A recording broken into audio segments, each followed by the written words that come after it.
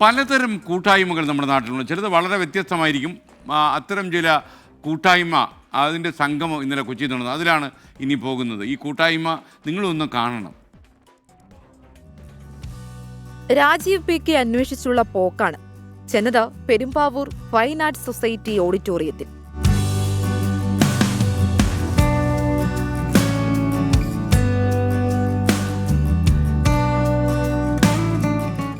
ആദ്യം കണ്ടയാളോട് പേര് ചോദിച്ചു. പേര് രാജീവ് നെടുമ്പാശ്ശേരി. പിന്നെയും ചോദിച്ചു രാജീവ് പണിക്കർ. രാജീവ് മേനോൻ. Rajeev P A Pulpally Wayanad. രാജീവ് കണ്ണൂർ. രാജീവ് അറക്കപ്പടി. രാജീവ് പറവൂർ. രാജീവ് എറണാകുളം ചിറ്റൂർ. രാജീവ് കണ്ണൂർ. രാജീവൻ പള്ളിക്കര കോഴിക്കോട്. രാജീവൻ കണ്ണൂർ. രാജീവ് അടിമാലി. രാജീവൻ കരുതാപ്പള്ളി. ചോദിച്ച് ഒടുവിൽ ആളെ കണ്ടെത്തി. രാജീവ് പി.കെ. എന്താ കഥയെന്ന് ഇനി രാജീവ് പി.കെ തന്നെ പറയും. ഇതിനു മുമ്പായിട്ട് ഒന്നോ രണ്ടോ പേരുകാരിങ്ങനെ ഒരു കൂട്ടായ്മ വച്ചിട്ടുണ്ട്. അത് അടുത്തല്ല, കുറച്ച് നാളുകൾക്ക് മുമ്പാണ്. അന്നേ മനസ്സിൽ തോന്നിയ ഒരു ഐഡിയ ആയിരുന്നു ഇത്. ഇതിപ്പോൾ ഒരു 5-6 മാസം മുമ്പ് ഇതിനെക്കുറിച്ച് ആലോചിച്ചു. അപ്പോൾ നമ്മുടെ സുഹൃത്തുക്കളൊക്കെ ആയിട്ട് പറഞ്ഞു. അപ്പോൾ അവരും വളരെ പോസിറ്റീവായി സംസാരിച്ചു. അങ്ങനെയാണ് ഇത് ചെറിയ രീതിയിൽ തുടങ്ങി. ഇപ്പോൾ ഏതാണ്ട് ഒരു 1000-ഓളം മെമ്പർമാരിലേക്ക് ഇത് എത്തുകയാണ്. കേരളത്തിലെ എല്ലാ ജില്ലകളിൽ നിന്നുണ്ട്. ആദ്യം ഒരു ചെറിയ വാട്സപ്പ് ഗ്രൂപ്പ്, പിന്നീടത് 1000-ലധികം രാജീവന്മാരുടെ ഒരു വലിയ കൂട്ടായ്മയായി മാറി. ഒടുവിൽ ഒരു പാട്ടും സ്വന്തമാക്കി. ഹൃദയമേ നീ കേൾക്കാനായി പ്രണയപദം ഞാൻ പാടുന്നു.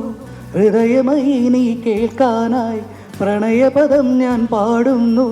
ഒരു സ്വരമായി ഒരു ലയമായി അരികിൽ വരാൻ അനുമതി നീ അരുളൂ. രാജീവം വിടരും നിൻമിഴികൾ, കാശ്മീരം മുതിരും നിൻ ചൊടികൾ എന്നിൽ പൂക്കുമ്പോ. രാജേഷുമാരുടെ കൂട്ടായ്മ പോലെ രാജീവന്മാരുടെ കൂട്ടായ്മയും ഇനി കാണും. രാജീവം വിടരും നിൻമിഴികൾ, കാശ്മീരം മുതിരും നിൻ ചൊടികൾ എന്നിൽ പൂക്കുമ്പോ.